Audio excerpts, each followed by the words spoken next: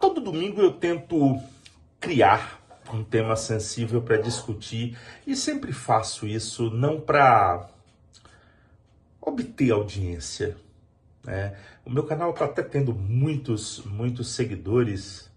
Eu não foquei ainda num nicho para dizer eu quero fazer isso e eu quero utilizar esse canal por enquanto. Tem novidades por aí, mas eu quero, e novidades boas, mas eu quero utilizar por enquanto para externar coisas que eu fiz, coisas que eu vivi, coisas que eu penso, externar a minha opinião política, a minha opinião sobre alguns modelos geopolíticos do mundo.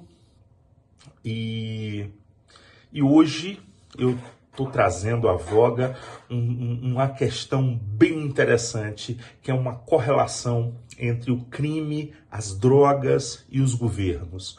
E eu tive que parar para fazer uma listagem, um apanhado daquilo que eu queria discutir, né? E até buscar alguns dados para que isso não ficasse muito vago. E me fez lembrar o tráfico de drogas, né? Que o mesmo que estampou tantas revistas, tantas páginas da revista Forbes, destacando muitos dos homens como sendo os mais bilionários do mundo, né? Aquela revista Forbes que destacou tantos nomes, começou a destacar os barões do tráfico, né? Começou aquela turma toda, começou tímido, com uma mixaria de um contrabandozinho inocente, quase romântico entre os primos Gustavo e Pablo Escobar. Talvez você não lembre do Gustavo, né? Mas vai lembrar do Pablo, óbvio. Mas o Gustavo teve um papel fundamental na organização ali do cartel de Medellín, com a criação da primeira organização. Quando o negócio dos primos virou algo megalômano, né, iniciou-se uma caça a Escobar. A coisa já estava muito forte quando Gustavo morreu, mas a coisa ficou muito grande mesmo, mas uma coisa absurdamente grande, a um nível assim, astronômico, pós-morte de Gustavo Escobar, e quem ficou com aquela liderança foi seu primo, que já era um líder nato, né? E o governo da Colômbia, além de omisso na época, era sócio indireto do negócio. E aí vem o ponto de partida do que eu quero discutir. Como assim? Sim, o governo, todos os níveis do governo, judiciário, legislativo, executivo, polícia, sacristão, padre, todo mundo recebia dinheiro da droga naquela época. Todo mundo. E quem não recebia, né? Quem ia de encontro a esse... Você podia não receber e fazer vista grossa, mas se você fosse de encontro, era o famoso plata ou plumo, né? Dinheiro ou bala. E a coisa passou a ter uma outra visão, né? O governo colombiano era sócio de tudo isso e fez de tudo para que a coisa não parasse. Era rentável para o governo ter os barões da coca se expondo, né? Travando as guerras dele com quem quer que seja, desde quando os senhores de todos os níveis de poder recebessem dinheiro, e recebia muito dinheiro. Muita gente enriqueceu absurdo e ficou na dele, só liberando as coisas de Escobar. Criaram-se duas megapotências naquela época, né, que movimentaram mais dinheiro que o petróleo mundial, né, os cartéis de Cali e de Medellín. Quando os Estados Unidos da América, através da DEA e da CIA, que vigiavam, mas também faziam vistas grossas, tinham os seus momentos era um jogo de tabuleiro, um jogo de xadrez, que muitas vezes você precisava ceder alguma coisa, e para mim isso é omissão. Eu não vou nem colocar que o governo dos Estados Unidos foi cúmplice. Tenho cá minhas dúvidas na época, principalmente com a participação da CIA. Mas o DEA, que estava iniciando ali as operações, eu acho que foi omisso em vários pontos, mas também estava em outro território. Também não vou discutir isso, não. Vigiavam, faziam vistas grossas, mas quando eles queriam algo para justificar os milhões de dólares que lhes davam, justificar milhões de dólares investidos do Tesouro americano, tinha sempre uma organização que lhe dava coisas menores para que a imprensa, também paga, a imprensa nunca foi santa, em época nenhuma, de ação nenhuma, tratasse de transformar uma bombinha simples em uma bomba nuclear. Era a troca, ó, a coisa tá estourando, você tem que me dar alguma coisa, me dá uns quilos de droga aí, que a imprensa vai dizer que foi uma fazenda e que agora sim a coisa começou a andar e assim o tráfico de entorpecentes ceifou a vida de milhares de pessoas na Colômbia, sendo um dos piores países do mundo, atolado em violência e corrupção em todos os poderes, até o dia da virada, com a extirpação dos cartéis dominantes e a morte de alguns de seus líderes, né? Com outros, a extradição, né, para os Estados Unidos para cumprirem cárcere nos Estados Unidos, como eu já falei. Então, a coisa só mudou quando chegou a todos os limites. Todos os limites foram passados na Colômbia e foi preciso ter uma ação mais enérgica, porque não por causa das drogas, mas por causa dos cartéis que estavam passando a um nível assim, absurdo. O cartel de Cali tinha bancos, tinha banco americano em nome deles. As operações no Caribe eram coisas assim absurdas. Então estava virando uma coisa acima do acima do acima. O tráfico terminou na Colômbia depois disso? Óbvio que não. Óbvio que não. A produção e o comércio de entorpecentes na Colômbia não terminou e nem sinaliza disso acontecer, pelo menos nos próximos anos. O tráfico na Colômbia apenas diminuiu ao tempo e que o rigor e a fiscalização aumentou, e tudo como dantes no quartel de Abrantes. Obviamente criaram-se muitas leis mais duras, a fiscalização é absurda, a fiscalização americana para a entrada de drogas, eu digo que hoje é por meio aéreo, né, como se fazia muito, eu digo que é quase zero a possibilidade. Ainda assim, um ou outro idiota tenta, idiota mesmo. Há um tráfico muito grande, se entrar, muito enorme, né, com a fronteira com o México. Mas isso é outro capítulo. Na Colômbia, isso diminuiu absurdamente, mas ainda existe. É como eu sempre falo, tudo como dantes no quartel de Abrantes. Do pó à erva sai a Colômbia de cena e quem entra, mas ali concomitantemente, os dois juntos, mas a Colômbia implodiu. A onda dos noticiários, entra quem? O México, com o mesmo modus operandi, o mesmíssimo. Começaram com um tráfico diminuto de erva, a erva do capeta, né, com vários produtores pequenos que se associavam em um modelo arcaico, até se espelhando em algumas coisas da Colômbia. Mas aí entra uma figura também pouco conhecido da gente, né? Pouco conhecido do mundo comum, porque se falava muito em Pablo Escobar, mas ninguém lembra, por exemplo, de um nome sequer do cartel de Cali. O Pablo Escobar, para a notícia, para as pessoas que não leem a notícia correta, o Pablo Escobar é dono de todas as drogas no mundo. Mas tinham outros e outros e outros e outros e outros nomes muito importantes, né? Então, no México, as figuras lá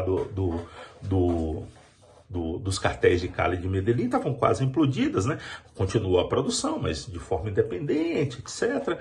Entra em ação Miguel Ângelo Félix Gallardo, o chefe dos chefes. Esse cara é o responsável por botar ordem na casa. Esse cara começou do zero, era um policial e foi ascendendo dentro de uma organização criminosa, chegando a ser assim, dono de Guadalajara e de muita coisa no México. Da mesma forma que na Colômbia, todos os governos mexicanos ajudaram Gallardo a expandir sua máquina do crime. Todos. E de uma forma ainda mais descarada os governos mexicanos, usando e aperfeiçoando o pior modelo da época, que era o modelo colombiano, né, de plata ou plumo. Mas os governos mexicanos, estaduais, municipais, polícia, justiça, padre, pastor, todo mundo estava na mão desses caras, porque tá na mão deles, imprensa, ou morria, né? No México, os países da América Central que faziam parte das rotas colombianas permaneceram na jogada desse tráfico, dessa organização. E mais uma vez, todos os governos ali de todos os países se beneficiavam com os crimes cometidos. Até Cuba, que não permitia diretamente o uso em solo, né, como passagem e armazenagem, permitiu lavagem de dinheiro. E foi muita lavagem de dinheiro em Cuba. Dinheiro do tráfico, né? Esquerdistas, comunistas, né? O tráfico comete o seu primeiro grande erro no México, e esse erro teve um nome forte, né? Henrique, o Kiki Camarena, agente da DEA torturado e morto. E a história, como sempre, descarta os lixos para que surjam novos lixos. Félix Gallardo é responsabilizado pela morte do agente da DEA e o governo lhe entrega de mãos de bandeja e ele dá sorte de não ter sido deportado. Está preso, inclusive, desde 1989, foi integrante de Salvo Maior Juízo, o Altiplano, uma das duas prisões, agora passou, e deve sair esse ano, cumprindo seus 37 anos de cárcere. Então, Félix Gallardo é pressionado e o chefe da polícia, amigo dele, diz: meu irmão, agora é tu, eu e vai tu. E foi lá e entregou, né? Entregou um cara que já era procurado pela polícia e tinha carteira de polícia oficial. Uma turma do tráfico de drogas do México tinha credenciais do mais alto escalão policial. Então, toda vez que parava a polícia, eu sou o chefe do chefe do chefe das polícias. Sai um lixo, entra outro. Após as guerras do tráfico mexicano, entra em cena ele que agora o mundo já conhece muito bem, Joaquim Guzmán Loera, o El Chapo, o chefe do cartel de Sinaloa, que se associa aos governos estaduais do mesmo jeito. Elegeu um presidente da República e não cumpriu o que prometeu, que era se distanciar momentaneamente da empresa de tráfico. Então é preso 1, 2 vezes e teve sua saída sempre facilitada da cadeia como uma peça de jogada política. El Chapo entrava na cadeia, ele passou uns 2 anos, passou um perrengue danado. Mas chegou a hora que era melhor ter El Chapo fora, porque uma caçada a El Chapo gerava muita grana. Então ele preso, não tem operação nenhuma da Marinha, da Aeronáutica, do Exército, das polícias. Mas ele solto gera uma caçada e uma comoção, e aí vem uma coisa maravilhosa. Os Estados Unidos sempre abasteceram com muita grana essa coisa do tráfico de drogas, seja na Colômbia, seja no México. E assim ele viu o presidente Calderón declarar guerra ao tráfico, chegando a prender quase 50 mil pessoas, menos o pessoal de quem? El Chapo. Prende todo mundo, menos quem? El Chapo. O pessoal do Chapo não. Por que será? Fala comigo, por que será?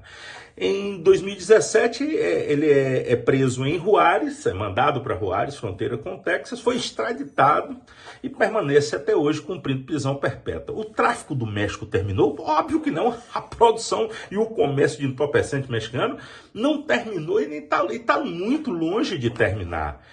Isso é muito difícil de acontecer, pelo menos nos próximos 1000 anos. Eu arrisco em dizer que o tráfico do México aumentou absurdamente. O que diminuiu foi a guerra interna.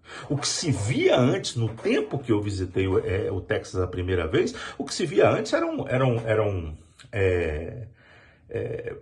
viadutos expondo 10, 20, 30 corpos presos pelo pescoço. Isso é o que se via. Se via sair em Juárez à noite, é uma operação somente para quem tinha sangue nos olhos. Eu fui uma única vez, a uma boate em Juárez, com um amigo que eu posso dizer o nome, mas não posso dizer o que ele fazia, né, porque ainda faz, e não é traficante, né, o Henrique, e o Henrique me levou para uma zona boêmia de Ciudad Juárez, e eu, muito acostumado com a visão daquele tipo de situação, mas eu fiquei horrorizado. Foi realmente uma circunstância extremamente desagradável mesmo para mim. Eu falei do tráfico de droga da Colômbia e do México, né? Da conveniência dos governos, da remuneração da imprensa, que a imprensa recebe muito dinheiro, né? E de uma certa parceria mantida com os Estados Unidos que financia parte do combate a esse tráfico de drogas. A Colômbia é praticamente uma base militar americana, e por várias razões, não só pelas drogas. E isso custa muito caro. Ou seja, o governo joga dos dois lados. O governo da Colômbia recebe dos gringos muito dinheiro para coibir e recebe do tráfico para facilitar. É a faca de dois gumes. Alguém sabe me dizer algo sobre o Paraguai? O Paraguai foi e ainda é um pouco do modelo colombiano-mexicano sem intervenção dos Estados Unidos, a intervenção direta. Apesar de florestas, ele é pequeno, não tem saída para o mar.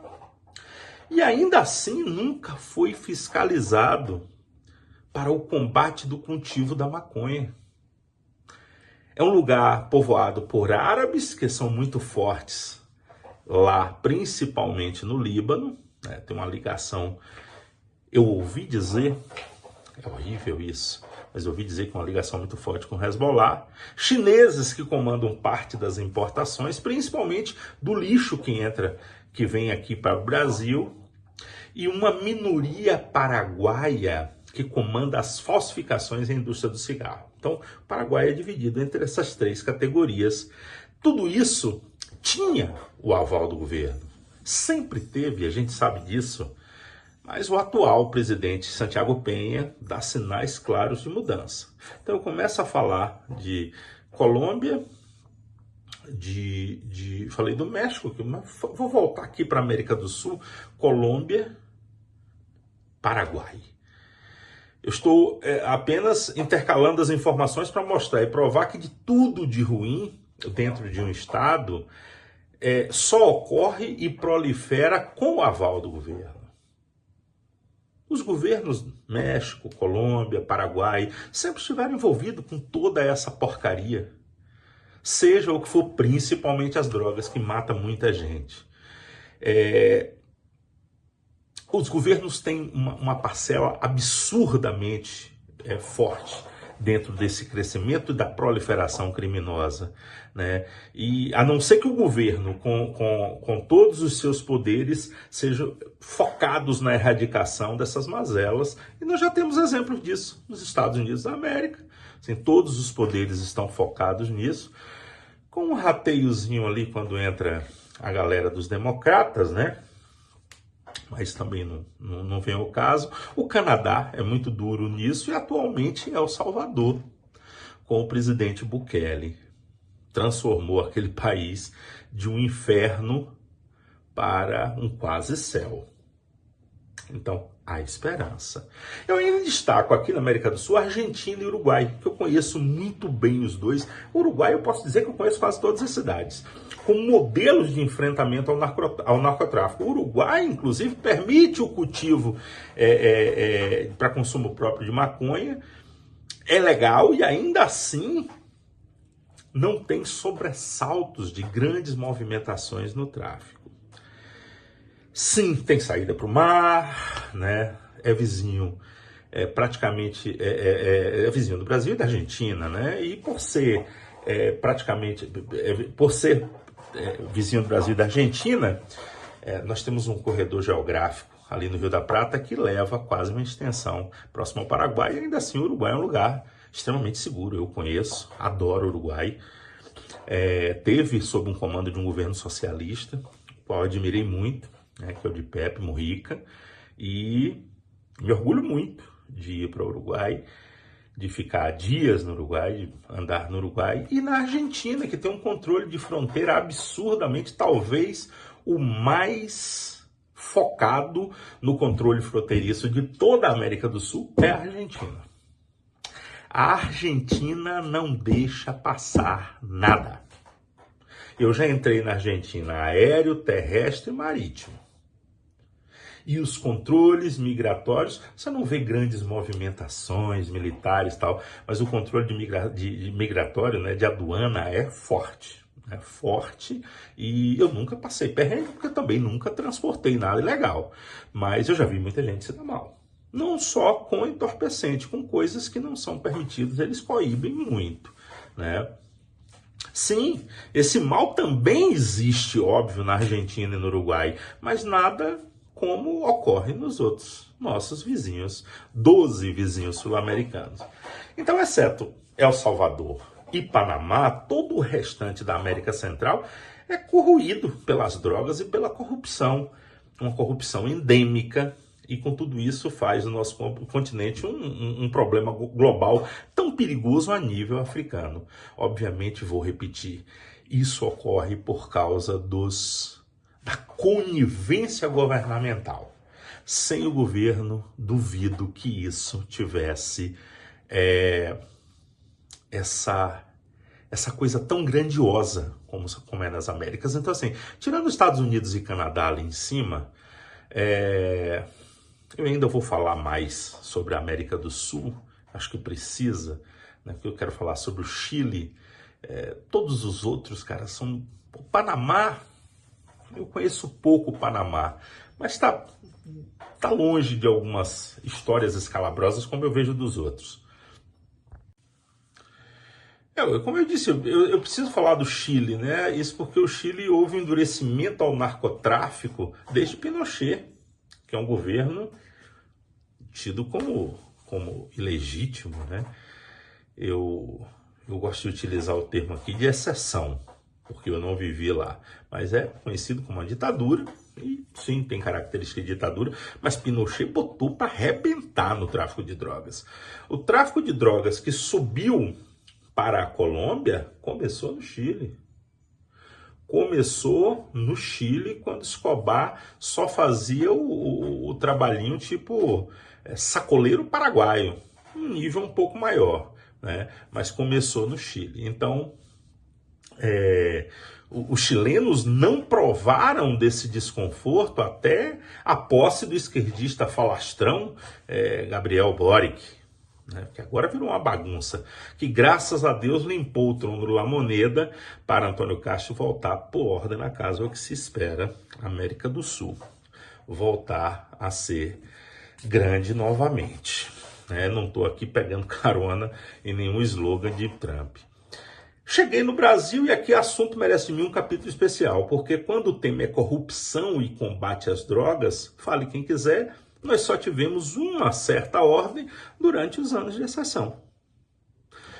No meu ponto de vista, só durante os anos de exceção, e não adianta falar em anos de chumbo, porque as trevas só chegaram para quem queria a desordem. Registre-se os que gostam de encenar e cantar, viver no luxo e pregar pobreza, inclusive pobreza de espírito. O Brasil viveu muito mal após a democratização.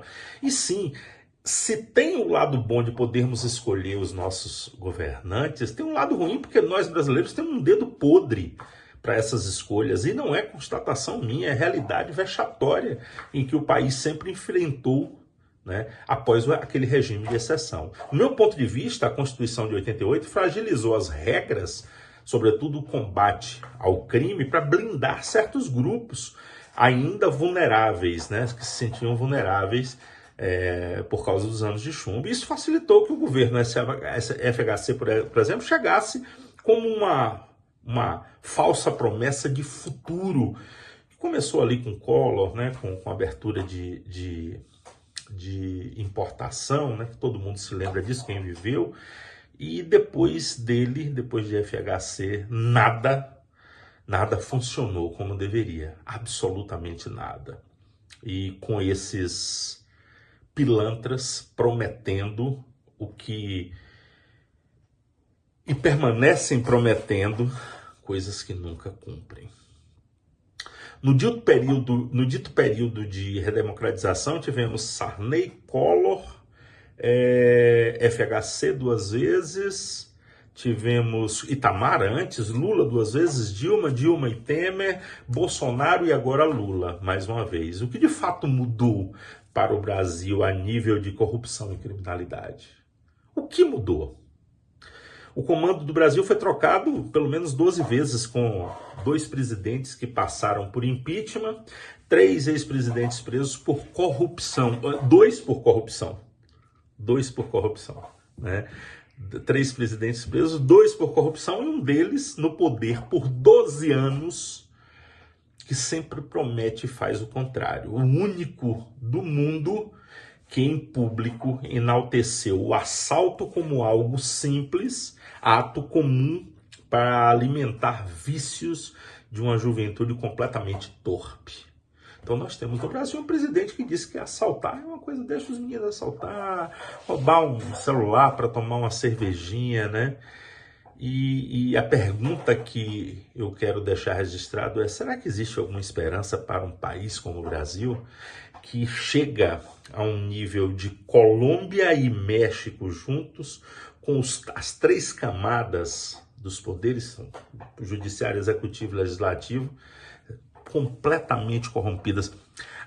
O Rio de Janeiro é uma catástrofe. E a única coisa que ainda segura esse país, até para não ficar muito longo o meu depoimento, é que 95, 96, 97% das polícias têm vergonha na cara, cumprem com seu compromisso. Polícia Civil, Polícia Militar, Polícia Rodoviária Federal, Polícia Penal, Polícia Federal, guardas municipais. Cara, se essa gente, e aqui para encerrar mesmo, se essa gente dos comandos de polícia, mesmo nos estados com os governos comprometidos com o crime, com a coisa ruim, se essa gente fraqueja e resolve mudar de lado, vocês iam... Porque eu espero, quem é mais velho sabe do que eu estou falando, quem é mais novo, você nunca foi no México, você não conhece a realidade do Paraguai, você não conhece a Colômbia, você não conhece o interior da Colômbia, você nunca fez a barba em Zipaquirá, você não sabe o que é isso. Você nunca andou em Honduras, em El Salvador, Belize, você não sabe onde é Belize. Onde é que fica Belize? Fica aqui colado com o México, você não sabe o que é isso. Então, se essa turma de polícia, o Exército, as Forças Armadas, eu perdi as esperanças. Mas na galera de polícia, pelo menos os que estão aí, os próximos eu não sei. Essa galera segura a onda, viu? Esse Rio de Janeiro, tem muita polícia corrupta, tem, mas 90 e tantos % não é corrupto, senão o Rio de Janeiro já tinha sucumbido. Esse cara aí, esse Marcelo Castro, esse cara é sensacional, esse governador. O pessoal ainda faz chacota com o cara, porque o cara é gago. Pô, o cara trabalha pra caramba, o cara é jovem, mais novo que eu. Pô, tiro meu chapéu. Tem os dedos podres dentro do seu governo, mas está mostrando que o cara tem vergonha na cara. Então, meu amigo, o Estado que não consegue conviver bem com o combate à corrupção e o combate ao tráfico de drogas, está mostrando aí que o destino é virar uma Palestina da vida e criar essa horda de desordeiros, de bandidos que só sabe criticar quem trabalha. Fica aqui minha reflexão, um vídeo longo, mas eu deixo para as futuras gerações para refletir em tudo isso que eu assinalei para falar, porque está me preocupando.